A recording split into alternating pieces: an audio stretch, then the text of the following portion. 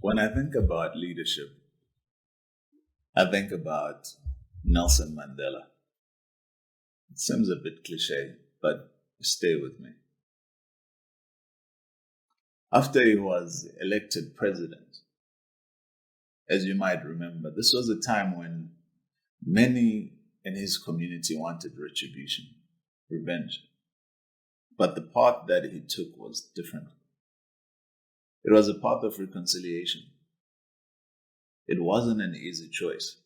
It required many leadership moments to frame the work for people, to help them see the possibilities, to help them see how they themselves might be getting in the way of progress, despite their best intentions.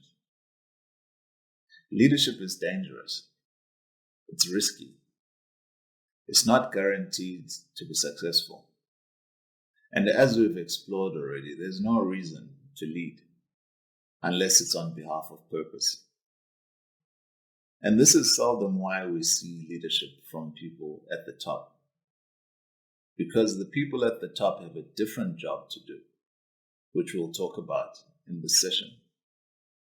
So, what we want to do now is begin to unpack the difference between leadership on the one hand and authority on the other hand.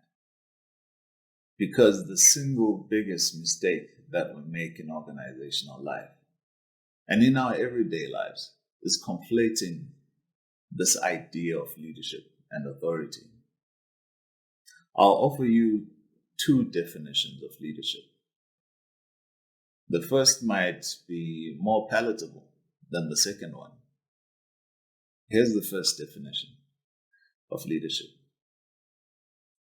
Leadership is about mobilizing people to tackle challenges that have no known or easy answers. Again, think about Nelson Mandela's situation.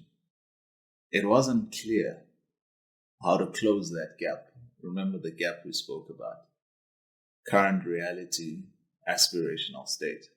There's a gap in between. It wasn't clear how to close that gap, how to narrow that gap between a country that he was trying to inspire towards healing and democracy and a country that he had inherited. So it's about mobilizing people, not about easy answers. The second definition of leadership is a bit more provocative. Leadership is about disappointing or disrupting your own people at a tolerable pace for a purpose. Disappointing people because when you ask people to face challenges that have no known or easy answers, when you can't provide vision and charisma or just make things happen, people feel disappointed. And it's about doing that at a tolerable pace for a purpose.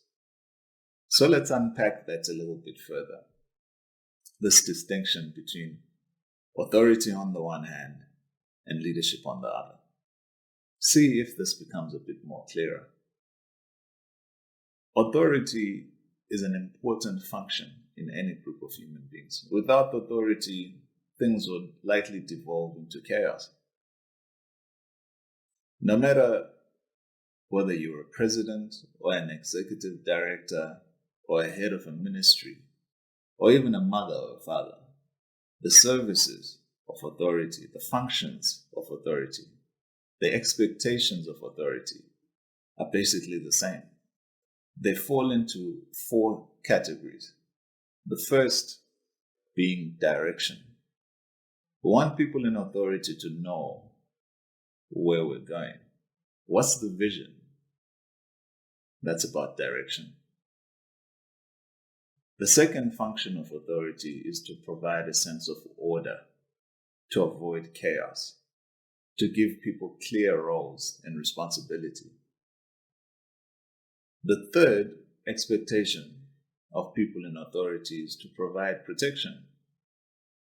This could be actual physical protection. It could be emotional or psychological protection. It could be the protection of people's resources, protecting their jobs so that they can do what they're there to do. The last and fourth service or function of authority is expertise. We want the people in authority to know what they're doing, to have the expertise. And so the good news is that if you face challenges where you can provide direction, order, protection, and expertise, go for it. There's nothing wrong with doing that. The challenge, of course, becomes when you can't provide those things. When you face challenges where you don't have an answer, where people are in conflict with each other, where the answer requires learning, unlearning, experimentation, failure. And this brings us into leadership territory because, let's face it, when you have all the answers, when people feel safe, when you have the expertise and resources, nobody goes, where are the leaders? We need more leadership around here. Leadership is necessary precisely when and where we don't have answers. So the idea of leadership is a very different notion than authority. And leadership actually happens on the edges of authority. What I mean by that is there's only so far you are allowed to go. You're authorized to go. Even when you have authority, even when you are the boss, if you go beyond that authority and start asking harder questions, asking more of people, identifying elephants in the room, people will begin to get uneasy. And if you stay on the edge skillfully, you can move the work forward. In fact, you can actually gain more authority. So dancing on the edge of that authority that you have is a key leadership behavior. But if you go too far, though, if you disappoint people too much, you can get taken out. So this distinction matters immensely because while authority is good for maintaining the status quo and making incremental changes and improvements, leadership creates more consequential change. Thinking about building back better, for example, which is a conversation nowadays in the immunization space. Doing that requires leadership, not just being super smart or having the right answers. I'm reminded of another example. This one is a bit closer to home. This is about a participant in one of the adaptive leadership workshops run by Boost.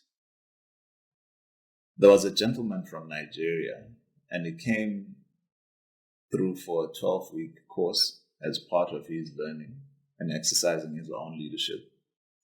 He decided to raise this issue of donor dependency with a state-level minister in his county. Very risky stuff. In fact, the minister said to him, I'll only give you 30 minutes. We can only talk for 30 minutes. And when he granted him that audience to have that conversation ended up lasting an hour and a half. By the end of it, the minister said to him, actually, you lead on this donor dependency question and how we address it. So ask yourself, who in that moment exercised more leadership? The person who raised the question or the person who approves some kind of action? And ask yourself, whose work is it? Should the gentleman be the one leading that change? Or does he have to place the work with others within the state, within the system?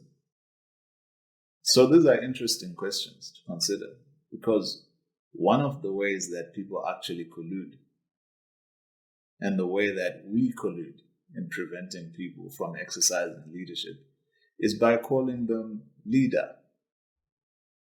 By calling people leader, we actually prevent leadership from happening. Because what we really mean when we say you're a leader we need more leaders is that we want people who agree with us. We want people who agree with how we think things should happen, not people who will ask us to face the hard questions.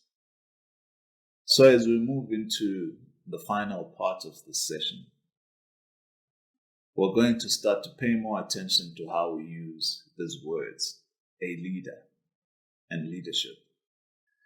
Because after all, we don't talk about what we see. We see what we talk about.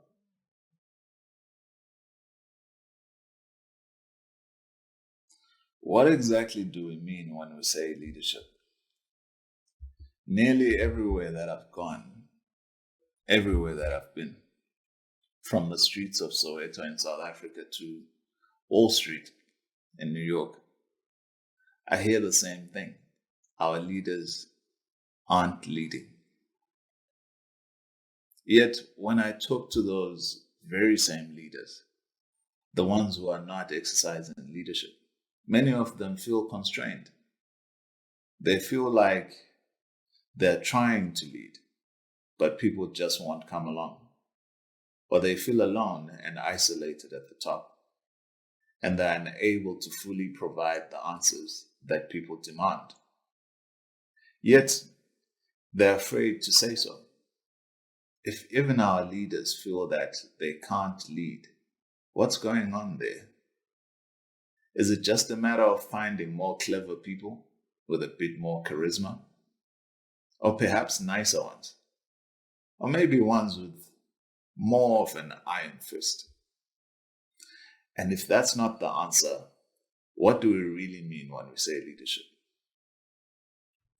To begin to answer this question, we can differentiate the act of leadership from holding a high position of power, a big title, a wide span of control, or simply having a bunch of followers.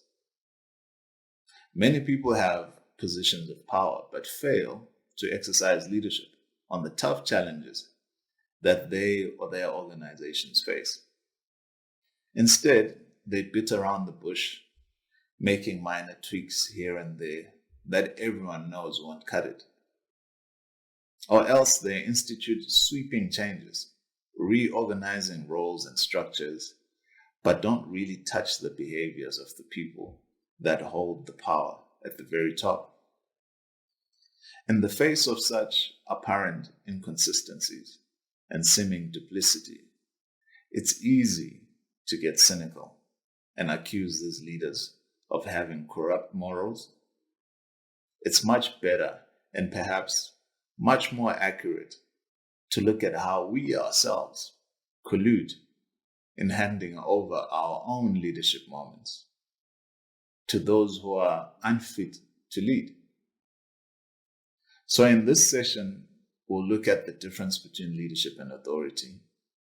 In this session, we'll look at the difference between leadership on the one hand and authority on the other. And we'll look at how this shows up in our own organizations, in our own immunization work. When do you exercise leadership that is beyond authority, your scope of authority, your formal authority? And how is that different? So let's get into the next module that talks to distinguishing leadership from authority. One way to become more attuned to this distinction between leadership and authority is to notice the use of language. By changing the language, you can actually change mindset, even if it's just your own. Even small, seemingly semantic changes in language can lead to powerful new behaviors. So here are a couple of simple exercises to try over the next coming days or weeks to develop your own critical capacity to discern the moments in which you or others might be called to engage in leadership, not just authority. The first thought exercise involves noticing your language. Just start noticing how and when the word leader or leadership gets used around you, in your workplace, in the media, or even in movies. These words are everywhere. Just notice your reaction to the words, whether it's positive or energizing or cynical and neutral. And give yourself a couple of days, if not a couple of weeks, to try out the simple thought experiment. Just noticing those words come up and how they're used and how you feel when you hear them. After you've done that for a while, the second experiment is to try and change your language. As you become sensitized to how the word leader or leadership is used by other people, you can begin to notice how you use the word yourself. Are you using these words? And this often happens when you are casually referring to a person's formal authority or position, or when you are bemoaning the lack of direction or protection or expertise. The next time one of those words is at the tip of your tongue, just try to say something different. And this should be done when the actual moment arises. You pause before saying the word. Give your attention to what you're trying to say. And then just say whatever seems appropriate. For example, if you're referring to a person in a position of authority, just try saying supervisor or management team or executive team instead of leader. Or if you're referring to an act of leadership, identify a specific behavior that you wish the quote-unquote leader would do or not do. It's very simple, but it will begin to help you see how these words, leader, leadership, really do confuse what it is we're actually expecting from people.